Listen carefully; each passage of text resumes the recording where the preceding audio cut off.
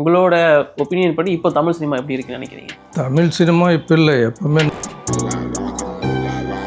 பெரிய ஹீரோஸ் நடித்த படங்கள் பெருசாக போகலை. கலெக்ஷன் வைஸாகவும் சரி, கதை வைஸாகவும் சரி, மக்களுக்குமே அது விருப்பமாக இல்லை. அது இப்போது சமீப காலமாக அது நடந்துகிட்டு இருக்கு. காரணம் என்னென்னா,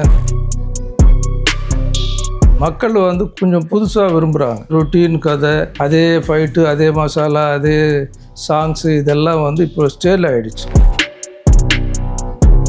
ரஜினி சார் இருக்காருன்னு சொன்னால் அவருக்குன்னு ஒரு ஸ்டாண்டர்டு ஸ்டைல் தான் பண்ண முடியும். அதே மாதிரி கமல் சார் இருக்காருன்னா அவருக்கு ஒரு வித்தியாசமான கதைகளாக தான் மக்கள் விரும்புவாங்க. ஸோ ஒரு புதுமையாக வரணும், ஒரு எல்லாருமே ரசிக்கிற மாதிரி படங்கள் வரணும்னா. தமிழ் படங்களை பொறுத்த வரைக்கும் ஹீரோஸோட சம்பளம் இங்கே படத்தோட குவாலிட்டியை பாதிக்குது அப்படிங்கிற ஒரு டாக் இருந்துட்டு தான் இருக்குது. அதை பற்றி நீங்கள் என்ன நினைக்கிறீங்க? குட் பேட் அக்லி நல்லா போச்சுன்றாங்க. எங்கே போச்சு? தமிழ்நாட்டில் மட்டும் போச்சு. கேரளாவில் போகலை, மற்ற ஓவர்சீஸ் எங்கேயுமே பெருசாக போகலை. ஆனால் ப்ரொடியூசர் போக போக என்னென்ன ஸ்டாண்டர்டு சின்ன படங்கள் நாளுக்கு நாள் நல்ல படங்களுடைய இது வர்றதே ரொம்ப கஷ்டமாக இருக்குது. அப்படியே வந்தாலும் நெக்ஸ்ட் ப்ராப்ளம் என்னடான்னா அவங்களுக்கு தேட்டர் கிடைக்கணும்.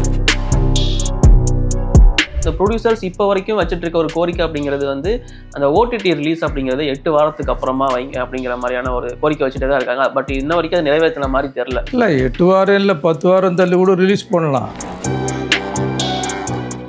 ஹலோ ஃப்ரெண்ட்ஸ், இன்றைக்கி நம்ம கூட ஜாயின் பண்ணியிருக்கவர் ஒரு டிஸ்ட்ரிபியூட்டர், ப்ரொடியூசர் அண்ட் டைரக்டரும் கூட. தமிழ் சினிமாவோட பல லேண்ட்மார்க்கில் இவரோட கான்ட்ரிபியூஷன் ரொம்பவும் அதிகமாகவே இருந்திருக்கு.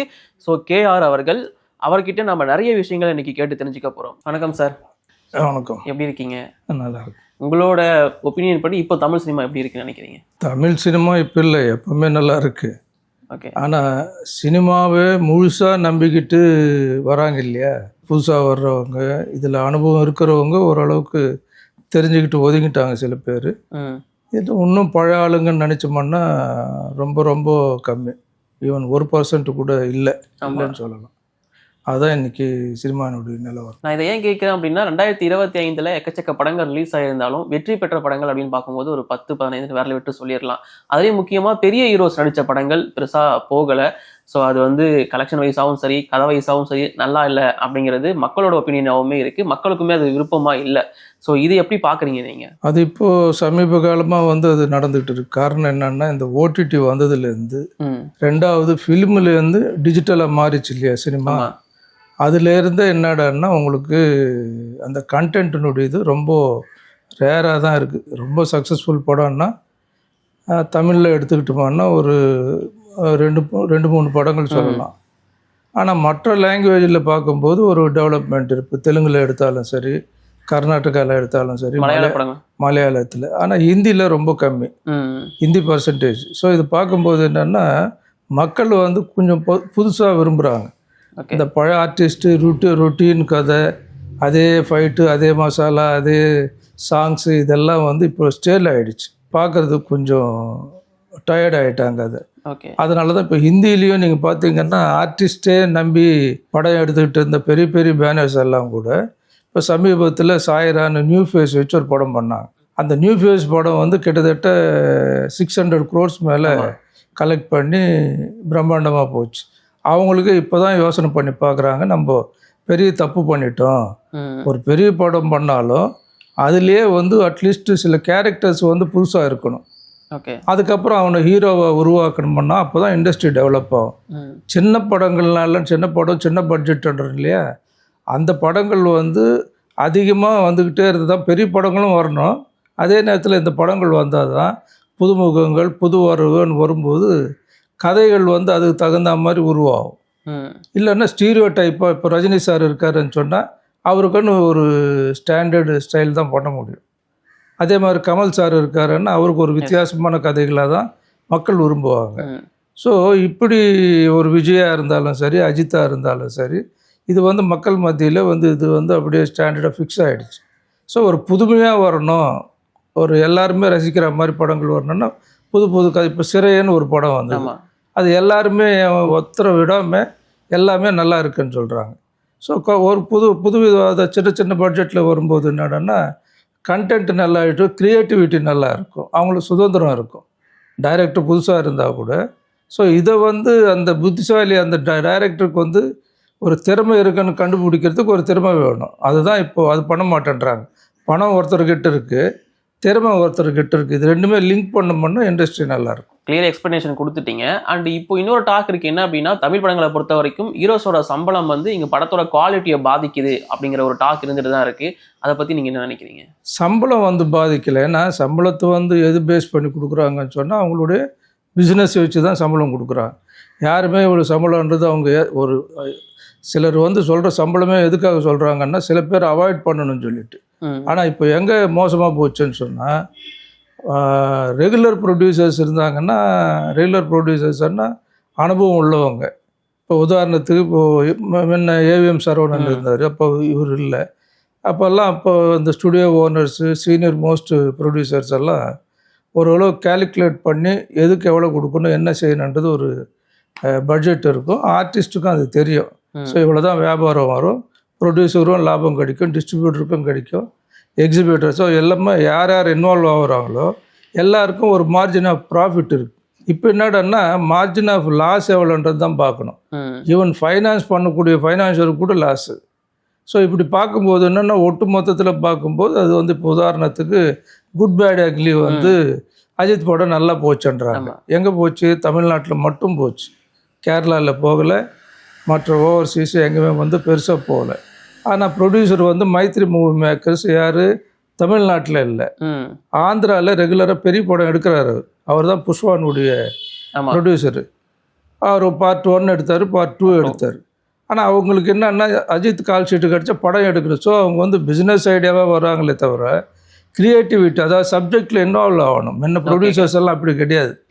ஒரு சப்ஜெக்ட்னா சப்ஜெக்ட் கேட்டுட்டு அதுக்கு யார் புரட்சி தலைவர் எம்ஜிஆர் நல்லா இருப்பாரா, இல்லை சிவாஜி, இல்லை ரவிச்சந்திரன் போட்டால் ஓடுமா? ஃபஸ்ட்டு கதையை சூஸ் பண்ணி தான் கதைக்கு தகுந்த மாதிரி ஹீரோஸை செலக்ட் பண்ணாங்க. இப்போ என்ன ஆச்சு? உல்டாகி போச்சு. ஹீரோ தான் செலக்ட் பண்ணுறாரு ப்ரொடியூசரை. ப்ரொடியூசர் யாரை செலக்ட் பண்ண முடியும்? அப்போது கார்பரேட் கம்பெனி பார்க்கணும். கார்பரேட் பார்க்கும்போது அந்த கார்பரேட் கம்பெனியினுடைய அதிபர் வந்து ஸ்டோரியிலையோ இல்லை எடிட்டிங்லேயோ இல்லை மற்ற இதுலேயோ வந்து இன்வால்மெண்ட் ஆக மாட்டாங்க. அவருக்கு பிஸ்னஸ், அவங்க இவ்வளோ போட்டோம், இவ்வளோ வந்ததா, இவ்வளோ ஆச்சா, ஓகே லாஸ் ஆகல, நெக்ஸ்ட் போகலான்னு சொல்லிட்டு. ஸோ இதுதான் வந்து பிஸ்னஸ் கெட்டு போனதுக்கு மெயின் காரணம். இது எந்த அளவுக்கு சினிமாவை பாதிக்குதுன்னு நினைக்கிறீங்க சார், இந்த மாதிரியான ஒரு அப்ரோச்சஸ் அப்படிங்கிறது? பாதிக்குதுன்னா இதுதான் போக போக என்னென்னா ஸ்டாண்டர்டு வந்து சின்ன படங்கள் வந்து நாளுக்கு நாள் வந்து நல்ல படங்கள், சின்ன படங்கள்ன்றத விட நல்ல படங்களுடைய இது வர்றதே ரொம்ப கஷ்டமாக இருக்குது. அப்படியே வந்தாலும் நெக்ஸ்ட் ப்ராப்ளம் என்னடான்னா தேட்டரில் வந்து அவங்களுக்கு தேட்டர் கிடைக்கணும், டேட்டு கிடைக்கணும். இது பின்னாடி சேஸ் மாதிரி வருது. இப்போ முன்னெல்லாம் இப்படி கிடையாது. ஒரு படம் வந்ததுன்னா சின்ன படமோ பெரிய படமோ 4 ஷோ போடுவாங்க. 4 ஷோ போட்டால் ஒரு ஷோ ஓடலைனாலும் ஒரு ஷோவில் வந்து இந்த டாக் போய் பிக்கப் ஆகி ஓரளவுக்கு அப்படி சஸ்டைன் ஆகும்.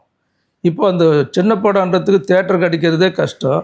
கிடைச்சாலும் அதுக்கு ஒரு ஷோ அந்த மாதிரி கொடுத்தாங்கன்னு சொன்னால் எந்த ஷோ எந்த தேட்டரில் ஓடுதுன்னு சொல்லி மக்களுக்கு தெரியறதுக்கே வந்து ஒரு வாரம் ஆகிடுது. அதுக்குள்ளே தெரிஞ்சுக்கிட்டு தேட்டருக்கு போனால் படம் எடுத்தாச்சுங்க, அதை எடுத்து 4 நாள் ஆச்சுன்னு சொல்கிறாங்க. ஸோ இப்படி ஒரு ஸ்டாண்டர்ட் இல்லாமல் ஒரு டிசிப்ளின், ஒரு ஒழுக்கன்றாங்கல்ல, அது இல்லை. முன்னெல்லாம் அப்படி கிடையாது. கலெக்ஷன் குறைஞ்சால், அதாவது குறைஞ்சி ஒரு பர்சன்டேஜ் இருக்கும், ஹோல்ட் ஓவர் ஃபிகர்னு இருக்கும். அந்த ஃபிகர் வந்து 2 நாள் தொடர்ச்சியாக அதே மாதிரி இருந்ததுன்னு சொன்னோம்னா அதுக்கப்புறம் தான் அந்த படத்தை வந்து டெர்மினேட் பண்ணுவாங்க. டெர்மினேட் பண்ணி அடுத்த படத்தை கொடுப்பாங்க. இப்போ அப்படி கிடையாது. தேட்டருக்காரங்களே டிசைட் பண்ணிக்கிறேன், இந்த படம் அந்த படம் வந்து அது தூக்கி போடு, இது தூக்கி. ஏன்னா காரணம் என்னென்னா ஒட்டு மொத்த தேட்டர் ஓனர்ஸ் எல்லாம் வந்து நேர்மையானவங்க, கரெக்டானவங்க. அவங்க வந்து தேட்டர் நம்பி வாழலை. ஏன்னா அப்போ வந்தவங்க எல்லாமே. ஆனால் காலத்தில் இப்போ என்ன போச்சு, இது அப்படியே இதாகி அவங்க வந்து இந்த லீஸுக்குன்னு சொல்லிட்டு பல விதமான லீஸு, அதாவது வாடகை லீஸுன்றதும் ஒன்று கொடுப்பாங்க, இல்லை ஒரு 5% கொடுத்தா போகிறோன்னு சொல்லிட்டு அப்படி கொடுப்பாங்க. இப்படி எல்லாமே பார்த்திங்கன்னா தமிழ்நாட்டில் 1140 தேட்டர் இருக்குன்னு சொன்னால் இந்த 140 தேட்டருக்குமே ஓனர்ஸ் நடத்துகிற தேட்டருங்களை எடுத்தீங்கன்னு சொன்னோம்னா 10% தான் இருக்கும். அதான் நான் ஓனர்னா என் தேட்டர் நானே வந்து கண்காணித்து படத்தை போடுறது நானே பண்ணிக்கிட்டு இருக்கேன். யார் 10%. இந்த 90% வந்து தேர்ட் பார்ட்டிங்கிட்ட அவங்க கண்ட்ரோலில் இருக்கு. ஓகே. ஸோ அவங்க தான் கண்ட்ரோல் பண்ணி பண்ணுறாங்க. ஸோ அவங்க கண்ட்ரோல் பண்ணி பண்ணும்போது என்ன ஆகிடும்னா அவங்க நினச்ச படத்தை போடுவாங்க, நினச்ச படத்தை தூக்குவாங்க, சில படத்தை போடாமல் விட்டுருவாங்க.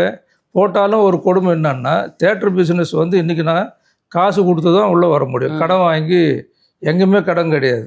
ஓகே. எந்த ஷோக்கு போனாலும் எந்த டிக்கெட்டு வாங்கினாலுமே காசு கொடுத்துட்டு தான் படம் பார்க்கணும். அதில் ஜிஎஸ்டி ஒன்று தான் கட்ட வேண்டியது இருக்குது. ஆனால் இந்த கலெக்ஷனு நாம் டைரெக்டாக ரிலீஸ் பண்ணாலும் எப்படி பண்ணாலும் எனக்கு வந்து சேர்றதுக்கு 3 மாதம் 6 மாதம் ஆகுது. அதனுடைய காரணம் என்னன்னு இது வரலாம் யாருமே இண்டஸ்ட்ரியில் அதை டிஸ்கஸ் பண்ணுறது கிடையாது. என்ன காரணம்? ஸோ அந்த கலெக்ஷன் வாங்கி இவங்க வட்டிக்கு விட்டுக்கிட்டு வேறு ஏதாவது பண்ணிக்கிட்டு போகிறதுக்கு அது இப்போ அதில் இன்வெஸ்ட் பண்ணவனுக்கு என்ன ரிட்டர்ன்ஸ் வருதுன்றதுக்கு ஒரு கேள்வி இல்லை. ஸோ இது கடந்த ஒரு 10 வருஷமாகவே தப்பாக போயிட்டு இருக்கு. இப்போ தியேட்டர் ஓனர்ஸ் தியேட்டரை ஓன் பண்ணுறது கிடையாது. ஸோ உங்கள் தேர்ட் பார்ட்டிஸ் இன்வால்மெண்ட் இருக்கிறதுனால அது ப்ரொடியூசரோ டிஸ்ட்ரிபியூட்டரோ அவங்களுக்கும் ப்ராப்ளம் இருக்குது அப்படிங்கிறதா நீங்கள் சொல்லியிருக்கீங்க. ஸோ இது எப்போ இருந்து சார் ஸ்டார்ட் ஆச்சுன்னு நினைக்கிறீங்க இந்த ஒரு பிரச்சனை அப்படிங்கிறது? இது ஒரு கிட்டத்தட்ட ஒரு 10 வருஷம் இருக்கும். ஓகே. இந்த 5 வருஷம் இன்னும் அதிகமாக போச்சு. ஃபுல்லாக பிஸ்னஸ் மாதிரி மாறிடுச்சுன்னு நினைக்கிறீங்களா? முக்கியமாக கொரோனாக்கு அப்புறமா ஃபுல்லாக இந்த மாதிரியான பிரச்சனைகள் அப்படிங்கிறது நிறையவே இருந்துட்டு இருக்கு. இன்ஃபேக்ட் இந்த ப்ரொடியூசர்ஸ் இப்போ வரைக்கும் வச்சுட்டு இருக்க ஒரு கோரிக்கை அப்படிங்கிறது வந்து அந்த ஓடிடி ரிலீஸ் அப்படிங்கிறது 8 வாரத்துக்கு அப்புறமா வைங்க அப்படிங்கிற மாதிரியான ஒரு கோரிக்கை வச்சுட்டு தான் இருக்காங்க. பட் இன்ன வரைக்கும் அது நிறைவேற்றின மாதிரி தெரில. இல்லை 8 வாரம் இல்லை 10 வாரம் தள்ளி கூட ரிலீஸ் பண்ணலாம். யாருக்கு யார் கேரண்டி கொடுக்குறது, யார் கண்ட்ரோல் பண்ணுறது? எதுவுமே எந்த சங்கமே ஒழுங்காக இல்லை. ஓகே. என்னை பொறுத்தவரை யாராவது ஐயோ கேஆர் சார் தப்பாக சொல்லிட்டாருன்னு சொன்னால் எந்த சங்க தலைவரும் வந்து நேரடியாக என்கிட்ட இதே மாதிரி டிபேட்டு கூட வைக்கலாம். அவங்க குறைய சொல்லட்டும், எங்கே குறைய பல குறைகள். ஏன்னா என்னுடைய ஒரே ஒரு கேள்வி என்னென்னா இன்வெஸ்ட் நான் பண்ணுறேன், நான் 100 ரூபாய் இன்வெஸ்ட் பண்ணுறேன்னா அட்லீஸ்ட் எனக்கு அதில் 110 ரூபாவது கிடைக்கணுன்ற எண்ணத்தில் தானே இன்வெஸ்ட் பண்ணுறேன். ஆனால் இங்கே என்ன ஆகிடுச்சுன்னா 100 ரூபா போகிறது மட்டும் இல்லாமல் சேர்த்து இன்னொரு 50 ரூபாவும் சேர்த்து போகுது. காரணம் இந்த பிரிண்ட்டு பப்ளிசிட்டி இதெல்லாம் எல்லா பாரமும் வந்து ப்ரொடியூசரே வந்து அது டோட்டலாக அந்த பேர்டன் மொத்தத்தையும் ஏற்றுக்க வேண்டிய சூழ்நிலை இருக்குது. ஸோ இது ஒரு தப்பு. எப்போவுமே வந்து நஷ்டமோ லாபமோ 2 சைட்லையுமே பங்கு இருந்தால் தான் வந்து அது தொழிலாக சொல்ல முடியும். தொழில் இல்லை இது வந்து டே லைட் ராபரின்னு சொல்லுவாங்க. அந்த மாதிரி அறியாமையில் வந்து சில பேர் வந்து சினிமாவை நேசிச்சுட்டு வர்றாங்க. நிறைய பேருக்கு சினிமாவில் வரணும்னு ஆசை இருக்குது. அதுவும் டிஜிட்டல் வந்த பிறகு என்னடான்னா ஃபோன்லேயும் எடுத்துக்கலாம், ஒரு சின்ன கேமரா ஒன்று வாங்கிட்டு அதில் ஷூட் பண்ணிக்கலாம். அந்த மாதிரி வந்து ஒரு எண்ணத்தில் வர்றதுனால தான் பாவம் அவங்க நிறைய பேர் பல லட்சங்கள் விடுறாங்க, சில பேர் பல கோடி விடுறாங்க. ஆனால் இதில் வந்து அவங்க தகுதி என்ன? இப்போ நடிகர் நான் வந்து இருக்கேன், நான் 10 கோடி ரூபா சம்பளம் கேட்குறேன்னா உனக்கு என்ன தகுதி? நீ சொல்லணும். அதுக்கு சப்போஸ் அந்த 10 கோடி நான் வாங்குறேன்னு சொன்னால், சார் உங்களுக்கு அந்த ஏரியா இவ்வளோ விற்குது, என் படம் அந்த ஏரியா இவ்வளோ விற்குது, கர்நாடகா இவ்வளோ விற்குது, ஓவர்சீஸ் விற்குது, ஓடிடி இவ்வளோ போகுது, சேட்டலைட் இவ்வளோ போகுது, தியேட்டர்கள் வந்து இவ்வளோ கிடைக்குது, டப்பிங் ரைட்ஸ் இவ்வளோ வருது, ஹிந்தி ரைட்ஸ் இவ்வளோ வருது. ஸோ இவ்வளோ லாபம் உங்களுக்கு வரும்போது நீங்கள் இந்த பட்ஜெட்டில் எடுத்தீங்கன்னு சொன்னால் எனக்கு 10 கொடுங்க, இன்னும் சொல்ல போனால் லாபத்தில் எனக்கு ஷேர் கொடுங்கன்னு கேட்கலாம். ஆனால் அந்த ஒரு உத்தரவாதம் கொடுக்கறதுக்கான அறிவும் தெளிவும் இங்கே இருக்கிற ஆர்டிஸ்ட்டுக்கு கிடையாது. ஸோ ப்ரொடியூசர்ன்றவங்க வந்து ஒரு ஜஸ்ட்டு இன்வெஸ்ட் பண்ணுறாங்களே தவிர பிளைண்டாக இன்வெஸ்ட் பண்ணுறாங்க. லாஸ் ஆகிட்டு பெரும்பாலும் எனக்கு தெரிஞ்சு லாபம் சம்பாதிக்கிறதுன்றது 1% 2% தான். தமிழ் சினிமா தமிழ் ப்ரொடியூசர்ஸ் அப்படிங்கிறது கொஞ்சம் கம்மியாகிட்டாங்கன்னு ஃபீல் பண்ணுறீங்களா சார்? ஆமாம். இப்போ மைத்ரி மூவிஸ் நான் சொல்கிறேனே, அவங்க அந்த குட் பேட் அக்லியே எடுத்துகிட்டு 40 கோடி ரூபா நஷ்டம். அஜித்துக்கும் விஜய்க்கும் கண்டென்ட் நல்லா இருக்கணுன்ற அவசியம். அவங்களுக்குன்னு ஒரு ரசிகர்கள் இருக்காங்க. தியேட்டர்கள் இங்கே நல்லா போச்சே தவிர பிஸ்னஸ் வைஸை பார்க்கும்போது